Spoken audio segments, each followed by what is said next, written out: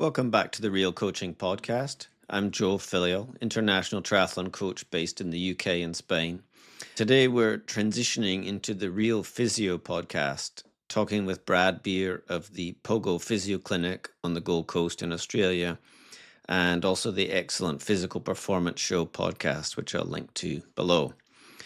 I first came across Brad when he was supporting the Super League Triathlon series, now Super Tri, which brought him in to treat athletes during their intensive series of races in the early days, which had consecutive races over multiple days, and even over 3 days in the first event in Hamilton Island, if I recall correctly. Before going into the interview, I wanted to explain a little bit about how I see physiotherapy.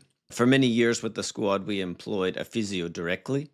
With the model we had at the time, we didn't have a residential base, but we traveled around the world to various places from Florida to New Zealand to Australia, and finally a number of years in the Canary Islands and Mallorca. I found this model to be highly effective, as having a physio embedded meant we had time and space to build the relationships with the athletes, to really get to understand them as people, what their normal patterns were, how might they behave differently under fatigue, stress, or when they had niggles that might turn into injuries, and therefore hopefully prevent significant time off. Being on the road in different places also meant we didn't necessarily have access to therapy if something went wrong, which of course it often does in endurance sport. So we brought a therapist with us. It was a significant investment, increasing the overhead expenses, and also with the athletes sharing some of the costs, but it still mostly stayed with me as the leader of the program. I didn't come up with this model, but I observed another international coach employing somebody to help with therapy and strength training, and thought it would be a good idea to try. Of course, provided you can find the right person, which is really the hard part, as it can't pay as much as therapists can make working in a clinic or privately or with federations or sports teams. But like coaching, it has a unique payoff in directly partnering with people chasing their dreams. I recall a conversation with this coach about the overheads, and I was feeling stressed about that at the time, and particularly in the early season where we make the big winter push in training but haven't yet got the payoff of hopefully prize winnings that will support the structure of the squad. And the coach made a comment that, like a lot of investments, you don't get to know in advance whether these investments will pay off in a particular year. Some years, and for some athletes, maybe it's a wash and you won't be any better or worse off than if you hadn't invested the resources into this model of having a therapist. But other years, it might be the factor or one of the factors that could save an athlete's health status and lead to tens of thousands or even hundreds of thousands of additional prize money. And indeed, that was the case for us. When I was performance director of the Italian Federation, one of my first actions was investing in athlete health through physiotherapy, and not only bringing therapists to events, which wasn't really done with that federation, but investing in partnerships with therapists, supporting our squads across the country, and making funding available to individual athletes as well as coaches. When I arrived in Australia finally after the Tokyo 2021 Olympic Games, and I moved back into a coaching role, no longer being the performance director or managing my own program directly or able to allocate resources, I had a clear idea of how I wanted to work based on these experiences dating back over a decade of investment in therapy and integration with my squads, and sought support to make it work. But when I arrived that nothing was ready for me to start coaching, there was no plan for athletes who might want to join. No one really understood what my role was meant to be. There was no facilities and no support staff. This was meant to be the senior training environment in Australia, but really there was no plan in place, no budget, and no clarity on how anything was meant to work. Eventually, a few months into this role, I was able to get some discussion going around therapy provision. But the therapist that was employed by Triathlon Australia and Queensland Academy of Sport was full. Their allocation was fully allocated to another group and didn't have the capacity to support my group. So one of my first stops when I arrived in Australia was speaking with Brad, as I knew him and from this connection from Super Tri, He had offered to be available to support my athletes in my program, so we started that discussion on how it could work. I explained to the manager in charge of the area of what I was looking for and how this integration with my squad was important, and how I didn't want to just be using various physios or clinics on a short-term basis who wouldn't be able to watch the athletes train or otherwise really be integrated into the program. And the response that I got is still clear in my mind today. Joel, I really thought you were smarter than this. That's a window into my Australian experience where, despite the evidence, many people I encountered acted as though they had it all figured out and certainly were not open to my experiences and structure that underpinned all the success I had in coaching and indeed as a performance director. This also despite their own admission that the organization had identified the injury prevalence as a major issue affecting their athletes, and it was preventing their athletes from achieving their potential and indeed the success of the program as a whole. Eventually, I was able to get some piecemeal funding to support Brad to work with my squad on a day-to-day basis across some training camps and use his clinic for strength training. And he has an Alter-G treadmill there, so we could use that if needed. It wasn't the model I was quite aiming for in terms of best-in-class support, but I'm certainly grateful for Brad's willingness to help and improvise under the conditions. Later, when Triathlon Australia pulled the funding, Brad was still willing and continued to support many athletes around the Gold Coast, athletes that I was still coaching, and many others, and subsidizing them himself with his time and access to the clinic, which is a major block for many young athletes that don't have access to therapy when things go wrong. I've worked with a lot of therapists in my roles around the world, and much like coaching, the good ones are rare. I often reflect on my time in Canada into Beijing in 2008. It was one of the best models that I experienced, driven by good people who just wanted to be involved, were passionate about triathlon, and not just doing a job for an institute on whatever sport they had been assigned and then would move on to another one. I think it's a big problem with the institute funding models that drive Olympic sport around the world. Ultimately, no real skin in the game. It's like a transient system that people just move from one job to the next. Today, I'm still working with Brad via remote consulting, telehealth on specific cases where his experience can really make a difference with problem solving or keeping up to date on what the best protocols will be for returning to run or other injury management. I'm grateful for his ongoing support and really happy he was able to join me here for a discussion on real physiotherapy. Welcome, Brad, to the Real Coaching Podcast. We might call this one the Real Physio Podcast, but we'll get into that. We're going to talk about physiotherapy and coaching today.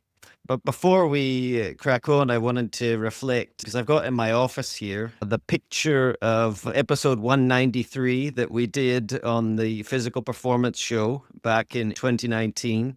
So you're kind enough to give me a little poster of that, which I've put up on my wall. At the same time, you gave me your book, which you can run pain-free, which would be a bit of the theme for what we're talking about. But before we crack on, for people that don't know or haven't listened to the Physical Performance Show, if you want to give us a little intro of who you are and your work and scope of practice, etc.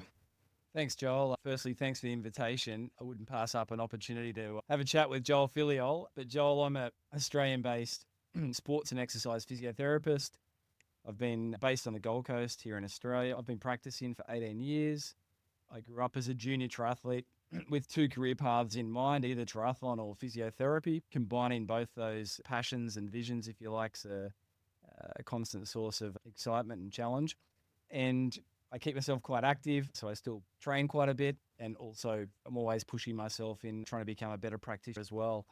Along the way, 8 years ago, I launched a show, the Physical Performance Show, which I guess in retrospect was quite early in the podcasting wave, if you like, and that's up to 365 episodes. It was weekly for about 340 of those, but I've got some study commitments, which has seen that discipline slide a little. But yeah, it's been a good ride and lots of fun. And obviously, as you said, Joel Filliol, episode 193. I still remember that. That was definitely one of my favorite recordings.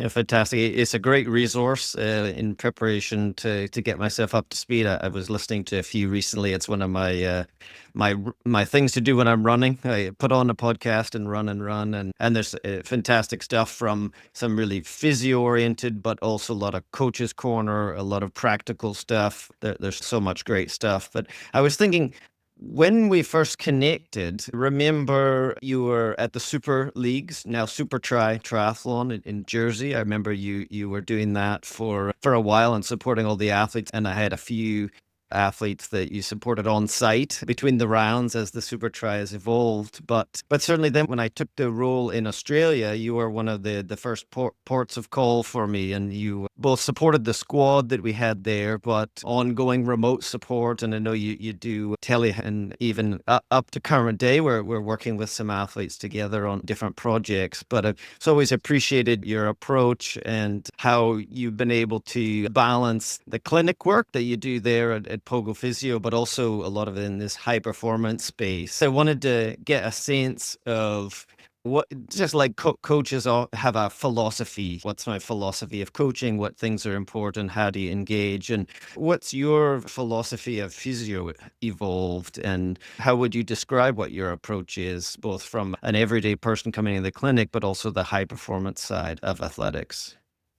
Yeah, you're right, Joel. It's being in private practice, you will see a mix of the population. I think over the years, it's skewed more and more towards what we'd recognize as people who are pursuing high performance. And I have a real passion for that. I think from my early days growing up, I resonated in that direction. I was asked recently, actually, what makes you high performance? Someone asked me, and I just thought, wow, that's a great question.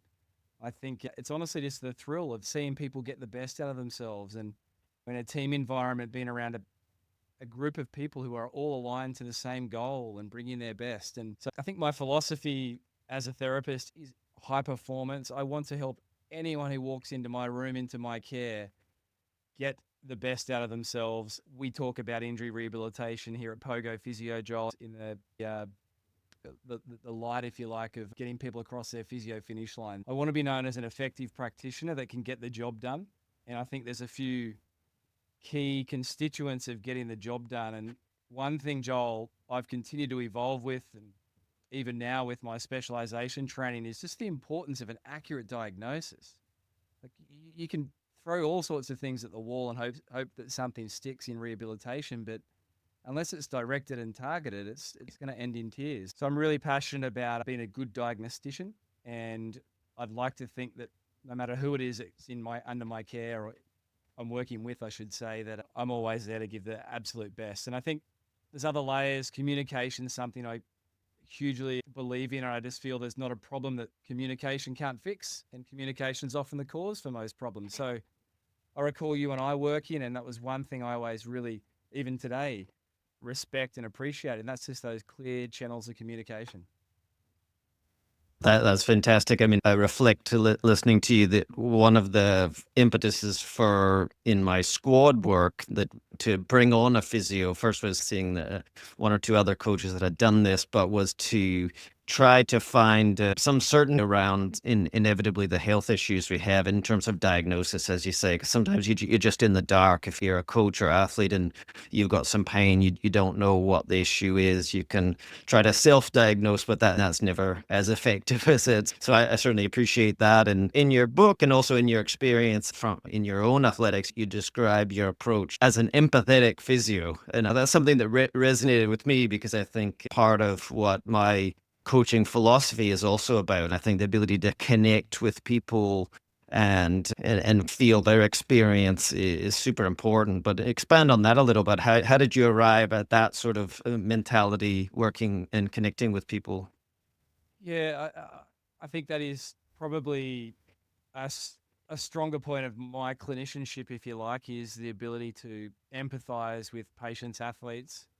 I guess I draw largely on my own experiences as a teenage triathlete with injuries and then succumbing as a 19-year-old to a pretty nasty bike crash with a subarachnoid brain hemorrhage, which was really in many ways a sort of full stop, if you like, on my athletic trajectory before I returned later as a masters athlete in triathlon.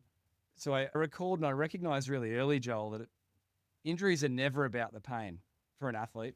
Athletes are tough, they can deal with the pain, but what they are struggling with is the uncertainty, the impact on their racing calendar, pressures from parents, sponsors, coaches, not necessarily real pressures, but perceived pressures, and the mental impact, the anxiety, the frustration.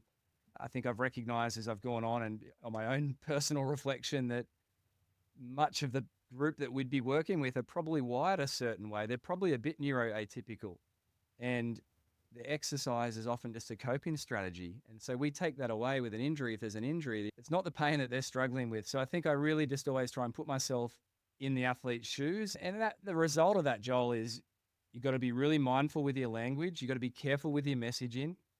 You've got to make sure you present in an aligned fashion to other stakeholders with the athlete. So there's a real responsibility and there's a real potential to harm an athlete if it's not so much physically but mentally if you're not careful. And I think that's underpinned by being empathetic. That really resonates, Brad. It makes me again reflect. One of the themes that I was thinking about in preparation to speak today was about the intersection of psychology in both physio and coaching. And I've been fond of saying in coaching courses, we spend a lot of time on the technical, on skills, biomechanics, physiology, probably not as much time on the psychology of how that integrates with everyday coaching. There's psychology as its own silo over there, goal setting, etc. But all the words we use, the everyday interactions, that's also psychology, and it has an impact on the athletes. And think of some of the best in of dealing with injuries. We speak about it in a way that reassures the athlete in the path forward, or certainly some of the worst examples that I see are where the language creates fear or a sense of fragility or a sense that an athlete may never be the same even. But in the best and the worst of communication, you must have evolved in your practice as you've experienced and practiced coaching as a physio over time. Yeah, definitely. I had an early experience, Joel, growing up, and I had at the time a brilliant physiotherapist when I was a teenage triathlete. I used to travel hour and a half to go and see this practitioner uh, and drive back. My parents would take me. Then when I got my license, I'd drive myself. And I owe her so much because she was such an early inspiration for my career. But there was a time when I remember she said to me, Joel, as a junior triathlete, I would have been 15. Part of your problem is you've got flat feet, in essence, in simple terms, tibial internal rotation, tibial external rotation, internally rotated femurs, knocked knees. She used different terminology. And the clincher, Joel, was childbearing hips. And I remember being 15, a teenage boy aspiring to at that stage of in my mind, a professional career of sorts, and just being utterly destroyed. And I remember thinking, wow, if I ever become a practitioner, I will not talk about people's bodies. I'll be very careful with my words because that had an indelible lasting effect on me through my development. Even now, I still think of it. I wash it off now with a bit of a lighthearted laugh, but at the time, and you see that stuff happen all the time, Joel.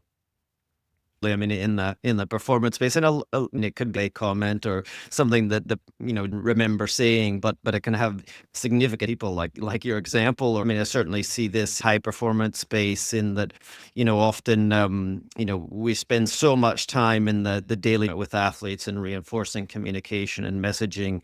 And then they may go off and interface with someone else, whether they're national federation or at an event, who hasn't had that continuity of connection and communication, and can inadvertently say something that then can get in the athlete's head about their readiness, or maybe often we've been dealing with some kind of niggle into a competition and it's maybe resolved, but it can come up again and it affects the athlete's confidence.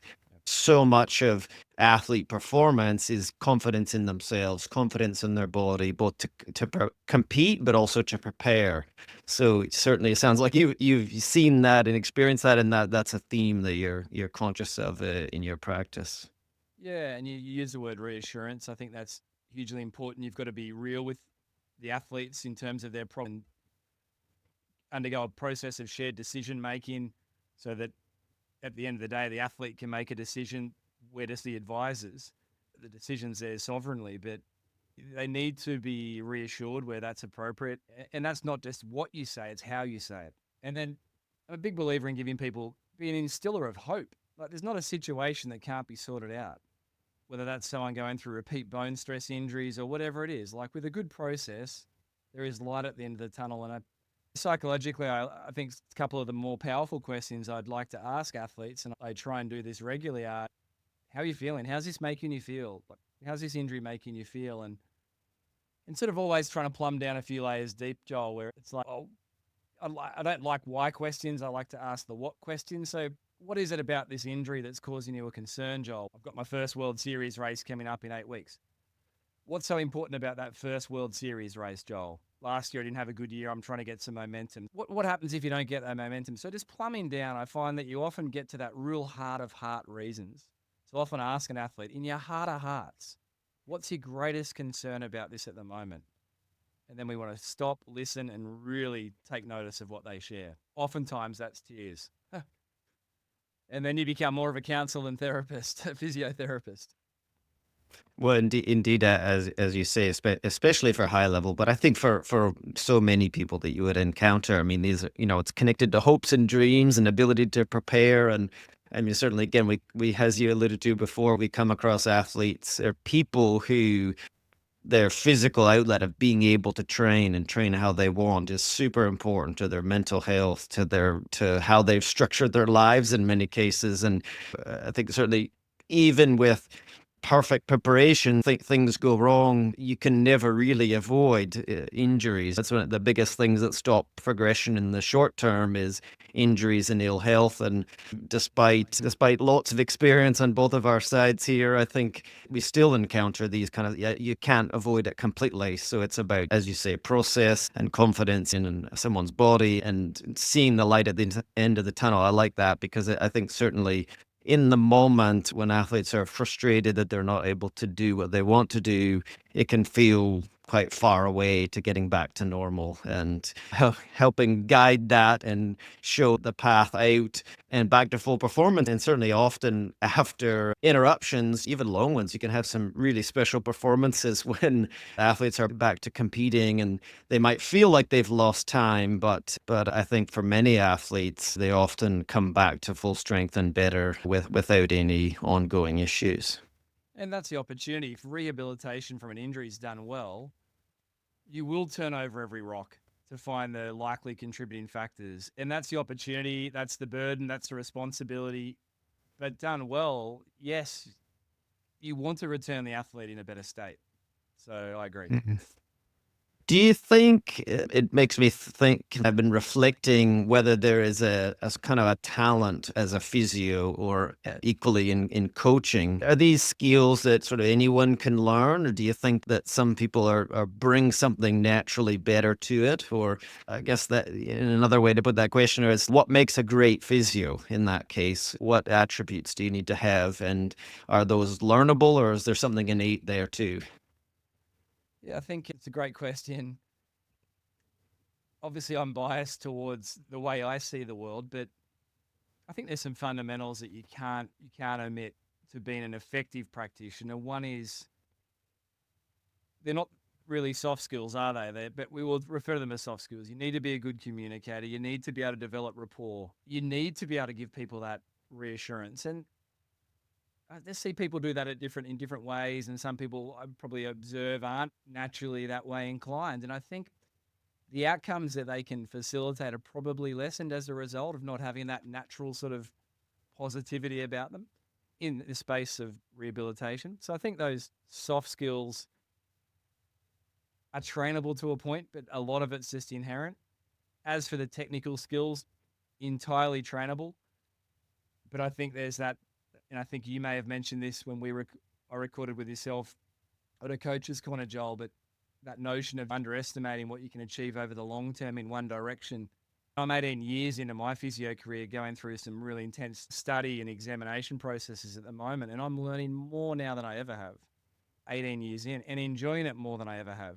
So those technical skills can absolutely be trained, but I'm not so sure how much of the other stuff can actually, the soft stuff, if you like, can be trained versus being a natural talent or inherent skill set.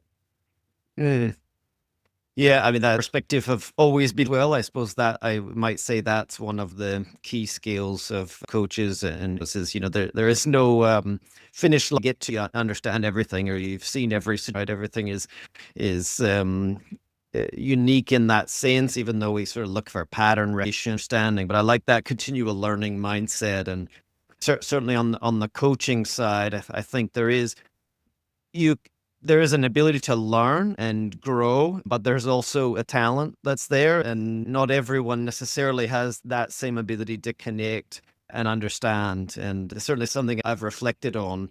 But it brings us to a sort of the knowledge, and there's so much in sports science and research and clinical research. But how do you balance the research and the evidence based into your practice? 'Cause I've heard you talk a lot about referring to studies, and you'll refer to data that's out there from populations that can inform our process in rehab.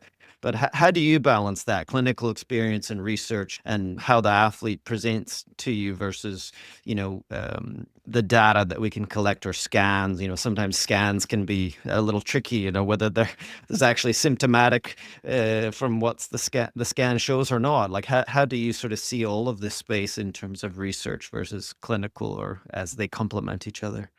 Yeah, you're right, they complement each other. I think effective practitioners in my space, in the rehabilitation space, will have a good working knowledge of the contemporary evidence, whether it's what's coming up in the bone stress injury space or the tendon rehabilitation space. I think the most effective practitioners have a good handle on that. So that's reading, that's keeping an eye out for journals.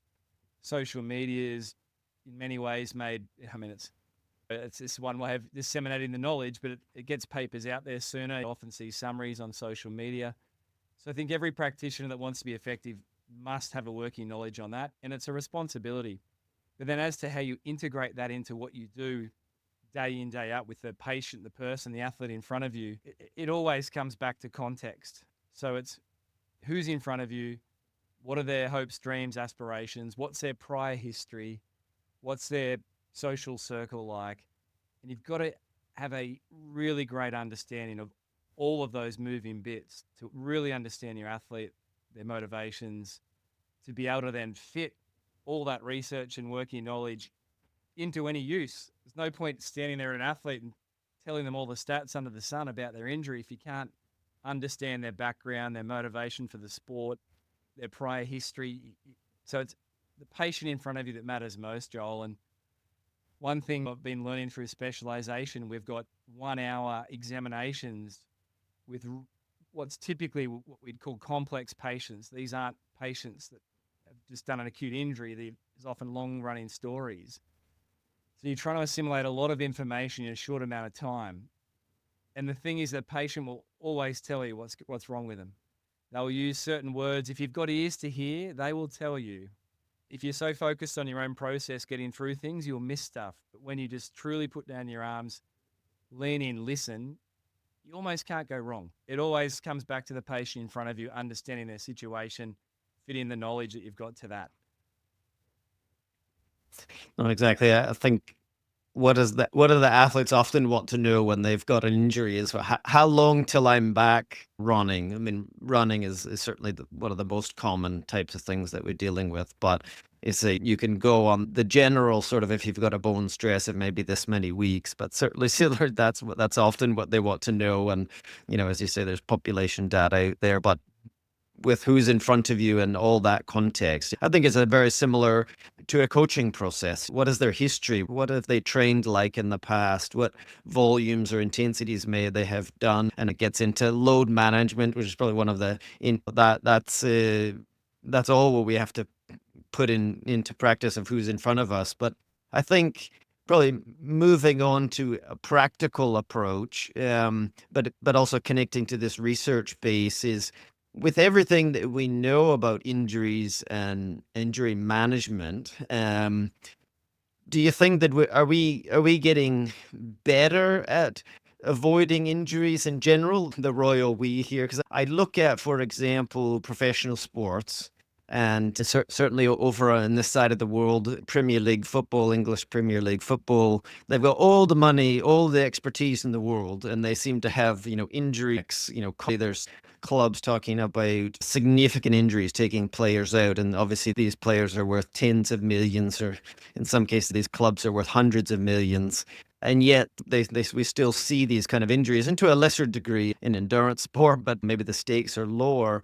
But at the same time, with everything that we know about injuries and injury management, do you see sort of improvements? Is it, either from your own practice or observations? Like, are we sort of getting better at this process, or is it still that each individual case is its own example, and how much is there to improve in our process of either injury prevention is a big part of it also, but management. How do you sort of see when you look at the big picture? Yeah, I think the challenge is high performance because by nature that's risky. There's a line to be trodden up to, and then there's a line to be surpassed. And you unfortunately often don't know where that line is until you find it. So I think it's almost a game that you're going to lose at some point. It's you touched on that earlier. It's unfortunately the reality. Uh, Unless you spend your whole career probably under fulfilling your potential because you never got to the line. So I think that'd probably be my opening comment there, Joel. Is this is high performance? It's going to happen.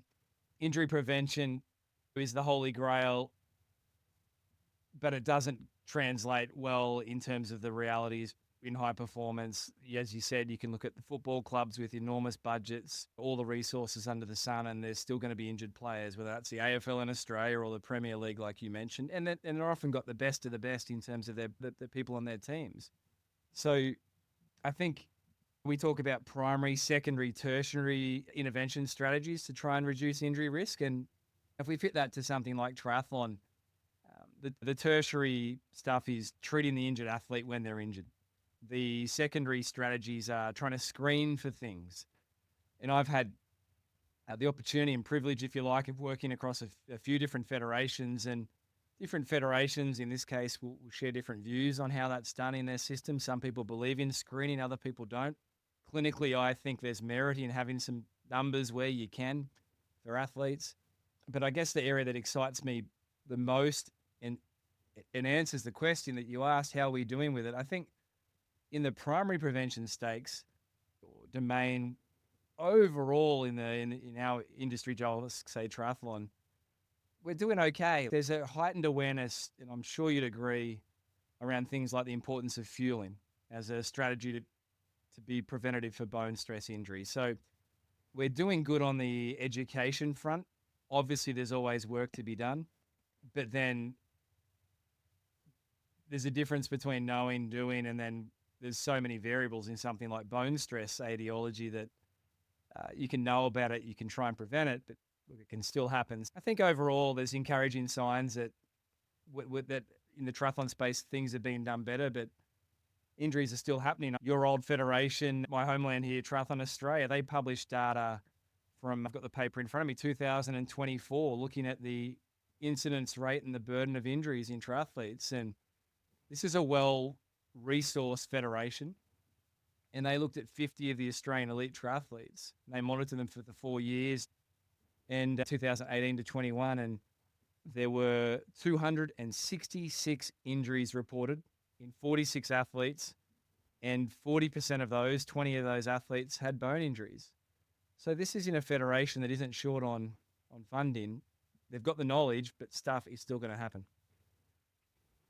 No, that's very interesting, and you touched on probably the acceptance or more widespread understanding of energy availability, particularly around bone stress injuries. And certainly there's been probably a big shift in endurance sport, at least weight-bearing endurance sports, where lighter was better 20 years ago. And I mean, maybe certainly there's still some of that in the culture of athletics or certain cycling disciplines, but equally in triathlon. But we know that even short-term low energy availability can affect bone density and then potentially bone stress injuries, don't we? Yeah, I mean, it's something I'm really passionate about. I picked up in my late 30s that my skeleton at that time wasn't in the best shape, and it's just something I'm hugely passionate about. just try to educate athletes appropriately without causing undue fear or concern. But yeah, energy's everything, I feel, in terms of looking after or trying to reduce almost everything, trying to reduce bone stress risk, injury risk. And then obviously it affects performance enormously as well. Yeah, it's a huge area. And I guess it also connects to what you alluded to, and you might say in team sports, it's the over competition problem, but load managed key issue. Because when you mentioned the study that's been done there straight, it connects to what I would see, globally as, to measure intensity, measure workload. My view has led to a very both early specialization in terms of intensity that I observe over intensified athletes. That's the concept I'm after. That's what I connect to some of those trends. And obviously, there's a lot, it's a small population. If I think globally, why do we have this reoccurrence? In my view, it's about the biomechanical stress of high intensity. But do you see that, or do you see something different? Or, when you think about that population with, taking individuals that you may know out of it, what do you think is causing that? Is it how we think about coaching, how we think about load management? Is it not enough strength and conditioning, or too much, or what are the contributing factors, do you think, in your clinical experience there? Yeah, if we talk about running injuries, obviously we're talking about the sport of triathlon, there's bike injuries, there's cycling injuries. There's cycling and swimming injuries, but the bulk of the burden for a triathlete will be the running related injuries. And there's this concept of a funnel, if you like. You can't get a running related injury unless you're running. So running sits at the top, and the running workload, as most listeners and obviously yourself appreciates, it isn't just volume based. There's intensity, there's elevation, there's surface interactions, there's footwear interactions. But then you've got the runner's biomechanics, you've got the runner's physiology, which includes their energy availability, and you've got the runner's psychology. So all of those buckets, if you like, can be causative of a running related injury. And the intensity comment really resonates with myself, Joel, in my work is for something like bone or tendon and even joints, like kneecap pain, runner's knee, if you like, patellofemoral pain. The intensity running distribution you will often find is where there's a training error that's contributed to the onset of whether it's the joint, the bone, the tendon, or soft tissue indeed. So things like bone, we know that even a slight increase in intensity has a marked reduction in something like bone. A 10% increase in intensity reduces the threshold of a bone fatigue-wise by about 50%. So if you calculate a 10% change in pace, it's not much. Yet that fatigues an athlete's skeleton so much sooner. So I totally agree. The intensity distribution of someone's, in this case, running workload is absolutely critical. And I remember observing, working with yourself and the squad here in Australia, the Olympic podium squad, that was something that I know one of your philosophies was very measured around, is when that intensity was there and how much. And I think from my observation from the back seat, that was great coaching. It's certainly one of the coaching challenges, I suppose, is where the athlete wants to get to in the running, their goal paces they want to hold, the performances, with where they currently are. That gap, there's always a gap, but how to manage that? Because of course, if it's not managed, it manifests itself, in my experience, in that constant ramping up, that constant increasing, and primarily associating faster running with better performances, where in fact it could be the inverse, in that running too fast too often is maybe setting ourselves up to create a problem. And I think that the challenge with bone injuries is you don't always see those coming. I think certainly when you look back in hindsight, ramp rate or load increase, okay, now we're connecting that. But often a bone injury, you go from maybe a little pain to you've got a stress reaction, or even worse, a stress fracture in a relatively short time, when actually that's been happening. It's been happening, potentially for many weeks as a result of that increase of load. Maybe talk to us about how you see bone injuries and what we can do to avoid them, and then we can transition into returning to run from bone injuries. Yeah, it's a huge topic, one we could talk for an hour on, I'm sure. But to keep things condensed, I view an onset of a bone injury in two domains or two buckets. The loads that the skeleton experiences on one side, or a coin if you want to think of a two-sided coin, and the body's ability or the skeleton's ability to tolerate those loads. So the loads applied to the skeleton, that can be all the things we just spoke about. The running workload sits at the top of that. How much, how often, what recovery period, intensity distribution, all of those things. And then you're led by guidelines. We know there's ways to manipulate the load on someone's body. If you run uphill, it reduces work at the knee. If you run downhill, it markedly increases work at the hip. So there's various things that happen that you can manipulate over there on that side. And then the big opportunity, the big risk, if you like, is the runner's physiology, their ability to deal with that load. And this is where things like early specialization we now know in sport, Joel. Kids that go into distance running really young in their adolescence will have a much heightened risk of bone stress injury later in their careers. A really well reputed one of my mentors in the space, Rich Willie, talks about studies out of America where if you played basketball as an adolescent, you are much less likely, 50% less likely as an adult to have a running related bone stress injury. So just things you can do early in your life that affect your bone metrics, if you like, and capabilities later in life. So we've got the background the athlete brings to the table. By the time they get to the stage you work with them at, and often I'm seeing them in the clinic at, you can't change that, but you need to know about it. You've got their energy availability, Joel. We're talking about the body's ability to deal with these loads. And you've got confounding effects that can happen, Joel, from medication use, from medical conditions. Over your years, you'll have worked with athletes with various medical conditions.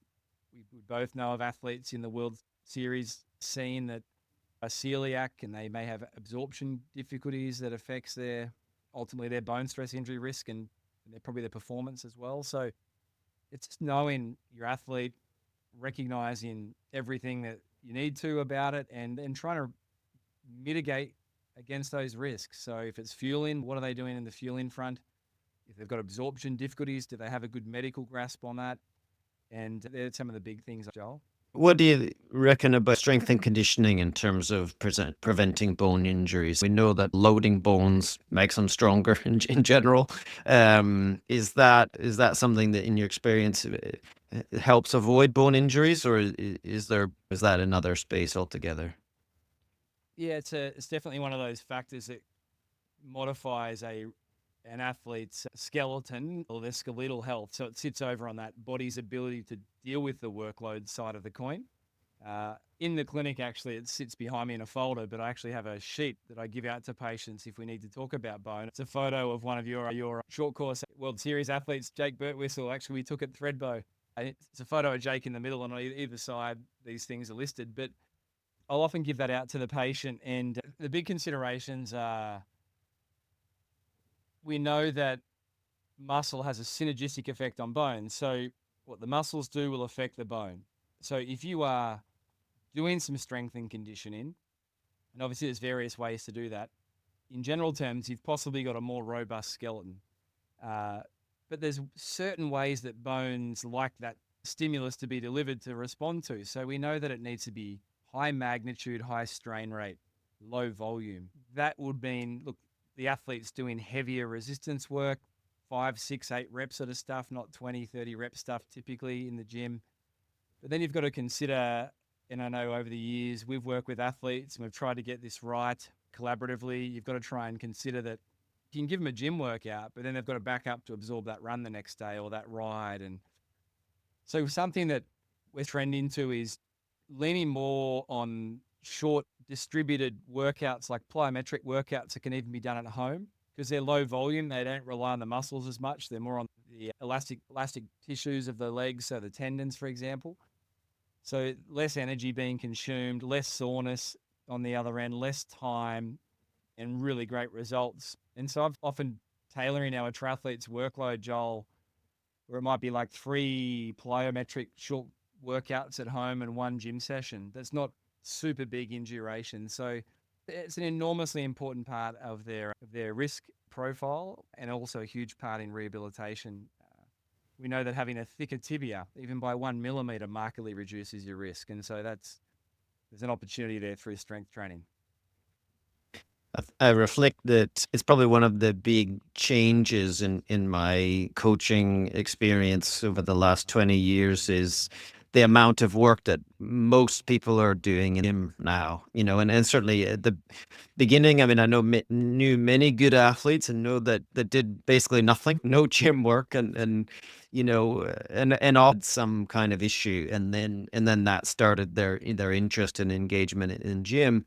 But equally, when someone asks me now, what do you do in the gym? And my answer is almost always, well, it's physio led based on their history. What do we know about their body? What do we know about their patterns? What do we know about what injuries, what did they need? And another approach, and certainly some that are doing this may be looking at strength and conditioning from improving force production or the traditional sort of periodization that might include max strength and others. But I think as you honed in on there, how do you integrate that with your endurance training and how much time do you have? That's led me to almost a minimal effective dose kind of approach to gym work and to very tired. Obviously, we've worked together on those specific areas, but you must have seen that through your experiences evolve as well from like how much of the in your you've got a gym, you've got equipment, and then you're also doing manual treatments. Believe you combine both of those in order to get athletes back on their feet and improve their performance.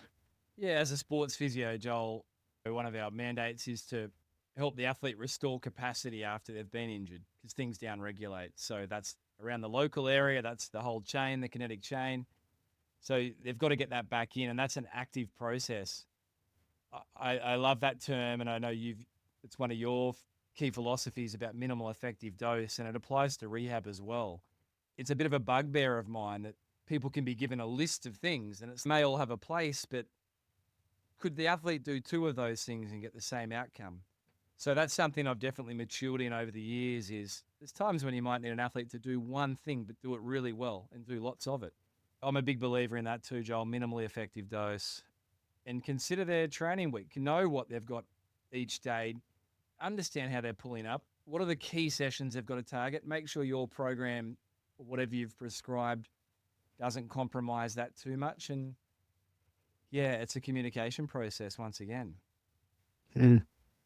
I think one of my other thoughts and reflections on the bone is what's the return to run process? What is the best practice? What have we learned over time? And I know you and I have used different ones. I think I can appreciate when there was a kind of a question about the rate of progression returning to run after a significant layoff, several weeks or more layoff, but also the speed that you can run when you're restarting. I think that's an interesting question for me because I think when we've experimented and with others about short broken runs, but perhaps a little faster, or in order to improve load. Like if you're really running really short, like ultra short, 100 meters, 200 meters, we've done that protocol. And then probably the most recent one we've been using is probably the one historically I've had the most experience with, which is run for a minute, walk for a minute, run for 2 minutes, and just gradually progress that duration of continuous running, still keeping some walking breaks. It might be prophylactic later, that may be not actually that meaningful, but break up the running and just gradually build that up. What's your current thoughts, or how do you see the different tools for return to run when someone's coming back from a layoff, regardless of, maybe it does depend on what injury they're coming back from, but in terms of return to run, what is your best advice in this space? Yeah, we've referenced this a few times already, but it's contextual. So you got to know the athlete in front of you. You've got to know their background. Is this their first? If we use the example of a bone stress injury, is this their first BSI bone stress injury, or is this their eighth in series? So you got to know that stuff. Obviously, that's going to influence the prescription you would give someone for a return to run program. There's You need to know their injury. So there's a difference if we use bone as an example between a high risk bone injury and a low risk bone injury. So the high risk ones compromise healing, They're sites of bone tension as opposed to compression. So there's a risk of things going really nasty. And if you've ever seen, which of course you have, Joel, and I guess the listeners have, those traumatic sporting bone injuries like Conor McGregor's shin or the long jumper in the pit ripping a shin in half, they're the high risk sites, the anterior tibia, femoral neck. So if you've got an athlete recovering from those, you need to really know your processes, and there's no room for being aggressive, if you like, in their return, as opposed to a low risk bone injury, for example, Joel, like the shin, the posterior medial aspect of the shin, your common shin pain area, something like that, for example, Joel, with through the work of some researchers coming out of the US, like we now adopt what's called like an optimal loading paradigm to return that runner. So we're led for someone with shin pain on their symptoms. Can they walk without pain? If they can do that, achieve that at 2 weeks, then we might start them running pretty much straight away, but that will be dosed up. When I graduated, if you had a shin injury, it might be like that's 6 weeks off running and that's it. And you still see that happening a lot. And that challenges me on many levels, because there's a real cost to not having that athlete load things, not just the physical cost, but there's also the psychological cost, the loss of confidence. So you've got to really know your athlete. I was asked recently about an age group athlete who had a stress fracture from the 70.3 World Championships in Taupo. And there'd be plenty of people that would have had this athlete not riding a bike, not swimming. Yet for his psychological state, it was important that he kept something up, and he was prepared to take a bit longer on the recovery of the bone to be able to still do that. There's a lot of nuances here. There's multitudes of programs thrown out. I will use templates to a point, but then you've also typically got to add some individualization for the athlete in front of you. But it's a huge space. You asked about different intensities. I'm guideline driven by this. So we know that there's a much greater risk of upsetting a bone with the intensity. So if you're coming back from bone, that might be intentionally on the lower intensity side for quite some time. I often talk about that rule, restore the volume and then add intensity for a bone. But if it's something like a deep calf strain, like a soleus, you want that athlete to come back with some, like you referenced, shorter intervals, more up tempo to reduce fatigue on that soleus. So you've got to know the injury that you're dealing with, you've got to know your athlete, and you've got to back yourself in and communicate well with everyone involved. I love it because it's the classic that we find in coaching is it depends, doesn't it? And it shows how important the breadth of different experiences a practitioner has just in the context. But I think in the coaching space, I talk about how big is your database as a coach of different things you've experienced, different contexts, different backgrounds, and therefore putting together the right for the person in front of you. I think the other part that really resonated is the practical part of, I suppose, both informing the athlete. We're often in these scenarios where the most cautious approach, which is I find quite typical and sometimes frustrated with the medical community, if I was to, take a big pity, is really risk avoidance and processes that are really far from performance. Of course, we can just deload an athlete until completely heal and then come back at it. But that's not the context of mostly what we're dealing with. Athletes, the future target, and we can't just take the least risky approach or risk avoidant approach, I might say. And so, as you say, inform the athlete or the person about, what are the risks of different approaches and that they also participate in that, I think is good practice. It's the reality sometimes that we're dealing with, isn't it? An athlete has got an injury or nego prior to a major event where that event may not be something that they can opt out of or they don't want to. How do we navigate that in the best way? So certainly I like that. It's so similar to the coaching mindset, I think, in using our experiences to guide that and get into performance, as opposed to just completely deloading. It was always the concern about, an athlete gets a bone injury or some issue in their lower leg and immediately go into the boot, which couldn't be necessary. but it also has the side effect of significant muscle loss in some cases, depending how atrophy, which can take really a long time. So it can be, but as example for me, when that's sometimes it's just the knee jerk reaction. Well, I got a issue in the foot. Let's go in the boot, and not internalizing that the second order effects of that may be significant, and it may be that yeah, could be the right approach, but maybe there's another more practical approach that can help protect the athlete's performance as opposed to their kind of in a bigger picture health point of view. Yeah, I guess that's high performance. Like the astute practitioners will recognize that every day counts, every week counts, every training block counts. Something like bone, if you put an athlete in a boot or deload them, then there's times when that's necessary. If you've got a femoral neck bone stress injury, that's 6 weeks non-weight bearing if you want to truly get that thing under control. But there's some good research that shows that athlete is at a heightened risk of a bone stress injury on their other leg for quite a period of time after because they've got local regional bone mineral density deficits. So BMD Mhm. reductions, which increases their likelihood of developing an overload injury, a bone injury. Yeah, you can't blindly just throw some recipe off the shelf at someone.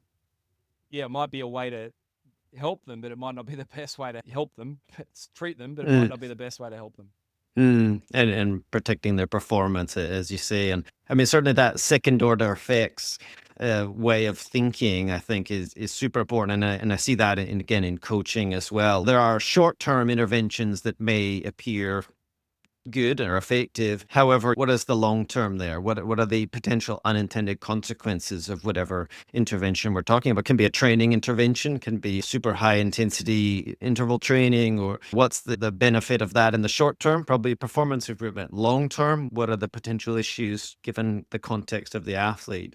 So yeah, a lot of similarities there. Maybe shifting now to other sort of common injuries. And I think there's an interesting discussion to be had. It'd probably be beyond the scope of what we'll have time for today, but of like, an athlete's movement patterns in bio and certainly kind of in this space about sort of movement quality, what does that mean or how an athlete moves? And in the triathlon context, we get athletes from all different backgrounds. Of them that most recently was on my mind is in swimming. Athletes got shoulder pain, and we look at how the athlete's swimming and how they move is probably suboptimal. But it's also really hard to change that. I think it's underappreciated how difficult biomechanics is to change. But what are your thoughts on the classic swimmer type issues? How can we avoid that? A lot of triathletes come without a big swimming background, so they might be more susceptible, but can be a simple rotator cuff type.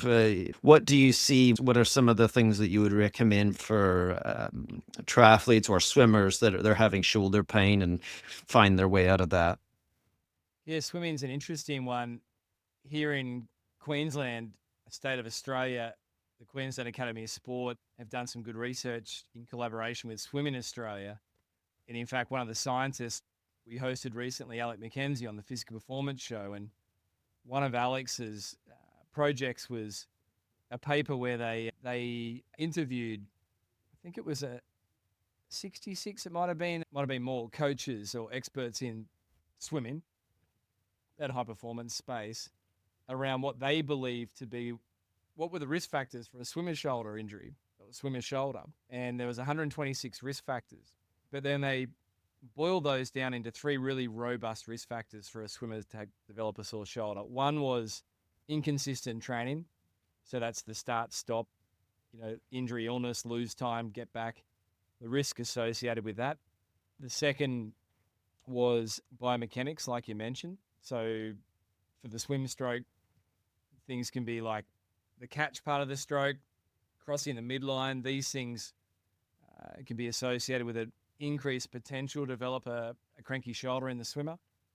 And the third was what they call posterior shoulder endurance. What are the capacities like, or robustness, if you like, of a swimmer's shoulders? And obviously, we're talking about high volume swimming in the triathlon space, so the endurance side of that's hugely important. I think if we're trying to have a swimmer not develop a cranky shoulder, And most of the time in the triathlon population, a cranky shoulder, Joel, will look like a tendon-based pathology. So probably what we now term rotator cuff-related shoulder pain.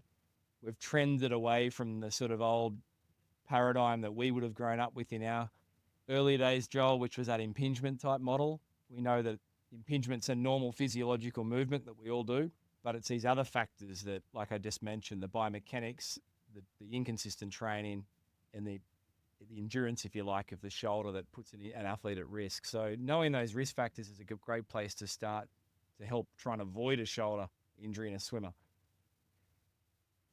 Indeed. And yeah, that's fascinating. It's a good example of research and how that inform and narrowing down the potential places to look. And I suppose the other one, if we go on to probably one of my favorites and most dealt with issues, is Achilles and soleus issues. We skipped over to the bike. We'll leave that for now. But, thinking about Achilles and soleus issues, and I know also from a research point of view, but in practice as well, is most common the year, like a beginning of the training cycle, say the first 3 months of training from the off season moving forward as it builds up.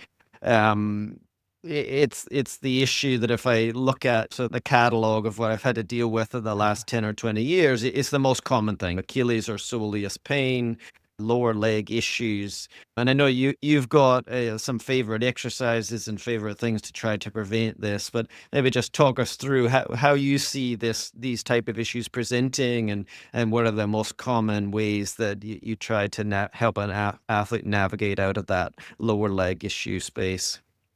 Yeah, you're spot on. These highly prevalent injuries in the triathlon community across all performance domains there, Joel, from beginner to recreationally competitive to elite. If we talk about Achilles tendon pain, I think it's important to point out, Joel, that there's typically make sure I've got the right amount of fingers held up there, 9 differential diagnoses in that hindfoot area. So once comes back to being a good diagnostician, if you're chartered with that responsibility of helping the athlete with this problem, it might not be the Achilles just because it's around the back. You've got other structures. You've worked with this with athletes, Joel. You've got the paratenon, the sheath of the tendon. You've got sural nerve. You've got insertional Achilles. You've got mid-portion Achilles. You've got plantaris. You've got the calcaneus itself that could be a sign of heel pain. You've got posterior ankle impingement, if you like. Good practitioners know that each of those things will give off different behaviors of symptoms. So often say dogs bark, cats meow, and cows moo. Like a tendon will do tendon things. A paratenon will do paratenon things. A bone will do bone things. So I think first and foremost, in managing an athlete with hindfoot pain, get your diagnosis right.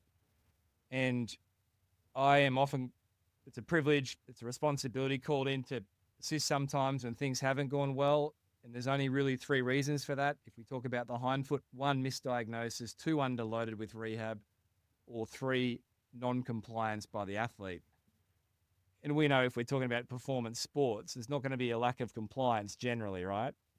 So it mostly comes back to misdiagnosis. Achilles tendon pain though, Joel, it mirrors, if you like, what you reference as soleus injuries or calf muscle strain injuries.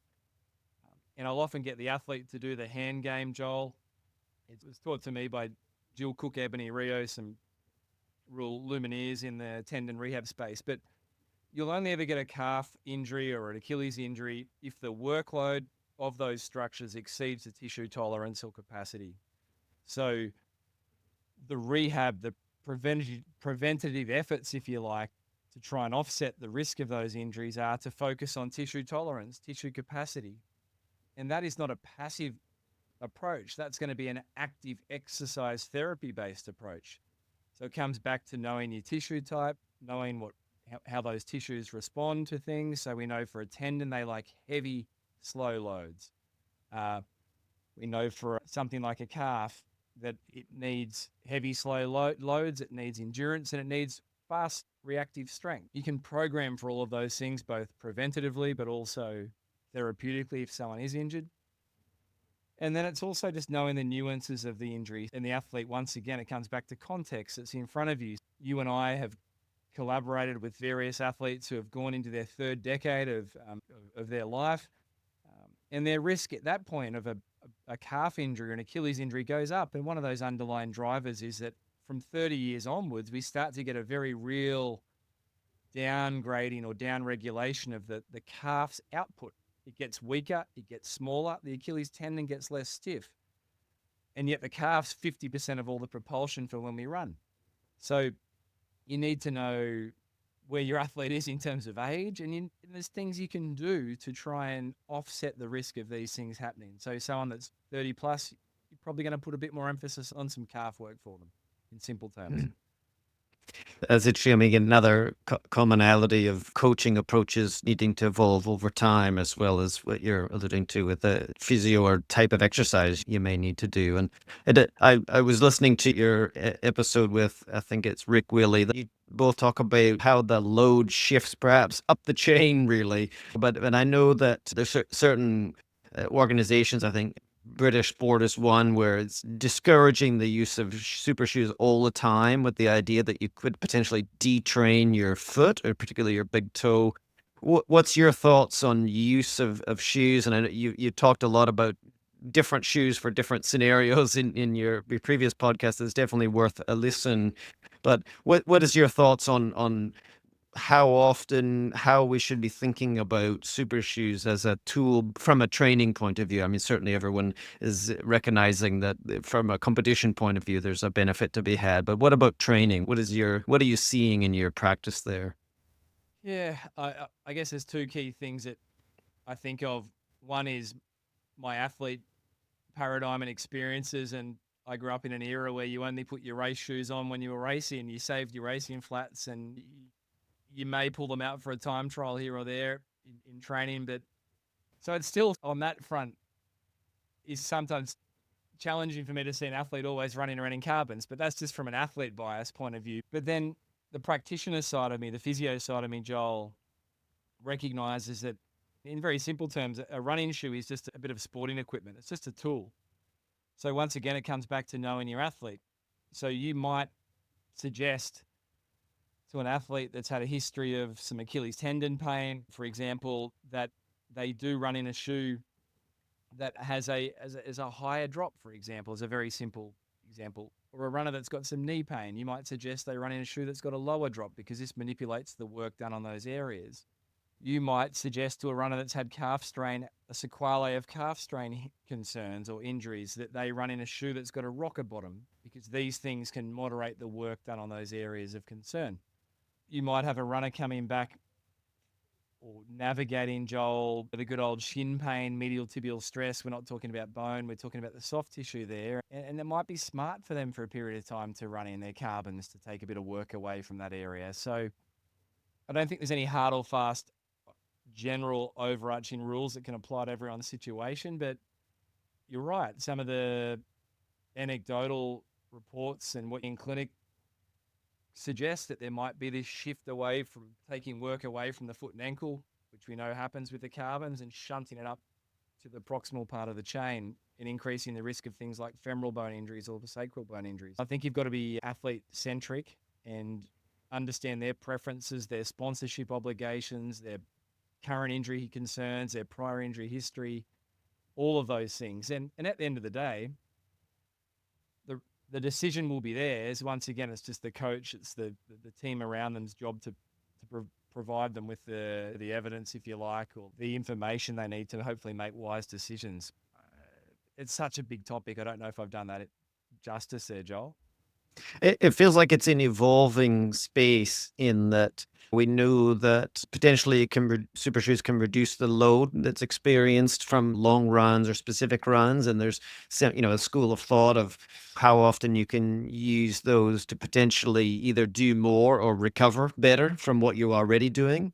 But we also know that we respond to stress and we get stronger from are we reducing the potential adaptations at times? So I feel it's an evolving space, and I don't know if there's a consensus, but it certainly, I like the thought of the shoes. We use different shoes, and I mean, it really make me think of, how often somebody's pulled up with a little niggle, and I find that they've changed their shoes somehow that I'm aware of, or well, they haven't changed their shoes and they're running is that are knackered and have lost some kind of support or cushioning. Again, in that same paradigm of shoes as tools, as sporting equipment, and different uses, different times. Yeah, I think in the elite setting, you've got to be careful too, because small changes, when they're on that fine line that we've referenced, can really have big effects. Even just an athlete staying in the same shoe brand, but the shoe changes model from a Pegasus 15 to a 16 or 17, 18, whatever. Like even the same shoe year on year can change with the materials. And I know in my running journey, I was getting ready for the Ironman when I turned 41, and I stayed in my Pegasus, but the next version was a lot stiffer in the hind foot. And so the heel cup, and that annoyed my paratenon. And all of a sudden I had an Achilles peritonitis to deal with. And it was purely because I'd changed from whatever it was, 17 to an 18, whatever it was at that point. Yeah, you've got to be considerate. As we're sort of probably on the top there, I was thinking of sort of practical advice for self-management for athletes and what you recommend. Certainly, not everyone has got regular access to high-quality physio and soft tissue therapy. Sometimes when there's a problem, we bring somebody like you in. But what do you recommend on a daily or weekly basis in terms of self-management? Because it's a big theme, I think, in my coaching is what can we do ourselves? What can we take the initiative on, especially athletes that have lower amounts of resources? Some have got quite a lot of ability to access healthcare and physio, and others not so much. So what do you recommend for self-management, either skills or tools? We see foam rolling. I mean, I suppose the answer is probably going to be it depends on, but like it's a best practice for looking after your body. What's go to list if they're thing of either exercises or passive interventions that you would recommend in between, even when things are going well? Because I think that's sometimes this kind of stuff gets activated when we've had a problem, but when an athlete is stable and training well, it's also important to think about how do we keep it in that space. So what comes to mind as we're thinking about self-management? Yeah, I've just jotted down a few things, Joel, as you were asking the question, if I can read my own writing now. But one would be, starting with the last thing I wrote down. It sounds odd, but talk kindly to yourself. If you've had an injury history or you're concerned, don't view yourself as broken. Don't see yourself as the athlete that's fragile. Like one of our great researchers down under here, Ebony Rio, she has this fun little thing she does with an athlete, a patient, where she says, pat yourself on the shoulder and remind yourself that you're a smart little healer. Like your body can deal with this, right? So be careful of your internal dialogue, particularly at times of injury or repeated injury. Act quick. That doesn't necessarily mean pulling people in quickly, but act quickly. But if we're talking about elite performance, the coaching athlete relationship, that alliance is so key. You've seen this, I've seen this, where athletes are afraid to vocalize that. And that comes back to high trust, low trust environments. If there's a trusting environment, you're going to mention it. And you're not going to mention it with fear that you're going to be stopped from training. I've seen you do that really well, Joel. And I've seen the opposite of that, where an athlete will train through something and not mention it because they're afraid of the repercussions. So act quick, ensure you're in a high performance environment. Eat more than you think you need. That's something I'm often saying to the endurance population of athletes that I see or help. And I know it's a big statement, but that is not my area of expertise. That's a dietitian's. But if I'm partly responsible for their risk around something like, say, bone stress injuries, then I'll, at every chance I get, encourage an athlete, don't forget you've got to eat more than you think you need. Just as an overarching statement, these things stick often, Joel. I have a bit of a laugh with the male athletes. It sounds crass, but it gets their attention. We talk about a boner a day keeps the bone stress away. If they're not experiencing that, then they may be either under recovered, under fueled, and at risk. So you got to find a way to capture your athlete's attention. These funny things often work. And probably the last one, Joel, would be honest with yourself. So I think athletes can be master self-deceivers, and I think you mature in this as you grow in years and experiences. But most athletes in their heart know when something's not quite right. And if they're honest with themselves, and they don't have to get it right every time, but if they can get it right more often, then they're going to have probably less injury risk and potentially less time out of training. Just be honest with yourself. If it doesn't feel quite right, leave it out. Speak to your coach. Err on the side of being conservative. I remember Meb Klavetsky, the US distance runner, Boston Marathon champion, I think multiple Olympic representative for the US in the marathon. But he said as he aged as a runner, he was always intentional. I know this is one of your philosophies, Joel, just to leave a little bit in reserve. And I think those things can just probably all add up. I know they're just statements, but maybe something sticks.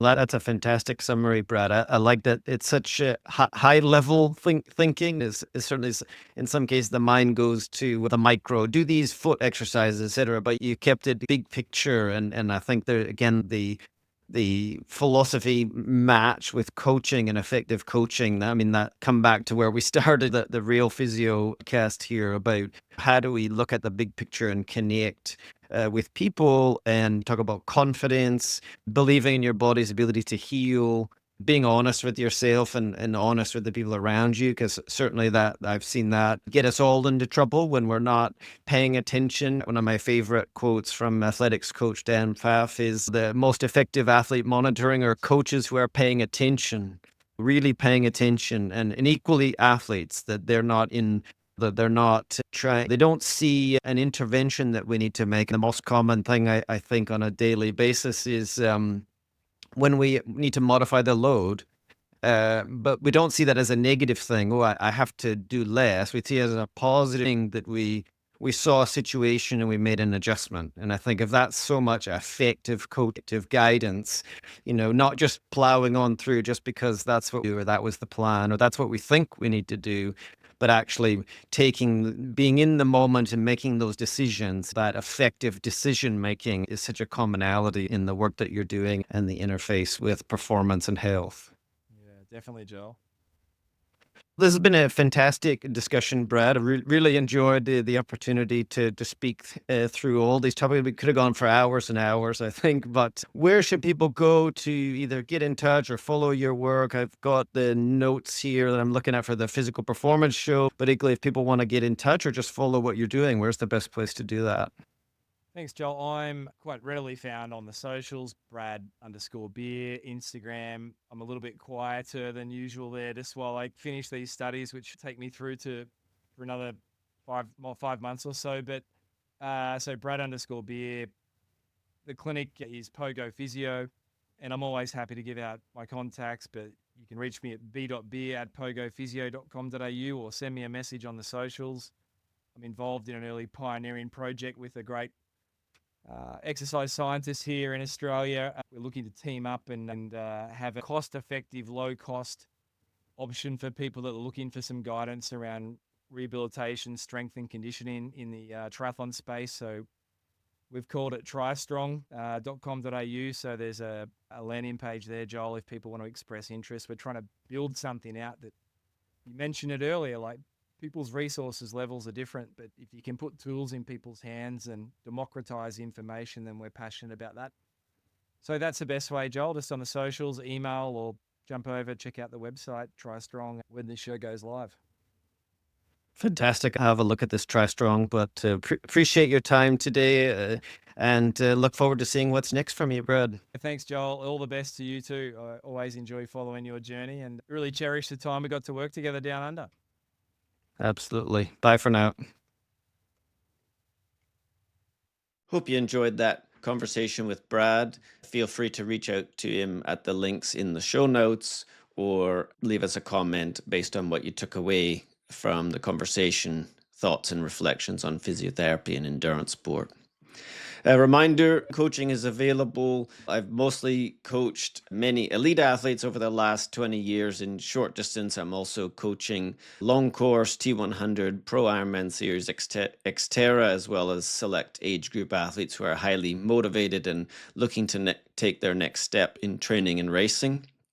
If coaching isn't for you at the moment, consulting could be an opportunity. to look at your programming, periodization, or other topics that can help solve problems and perform better. And that goes for coaches as well as athletes. You can email me at coaching@joelfilliol.com or just look at my website, joelfilliol.com.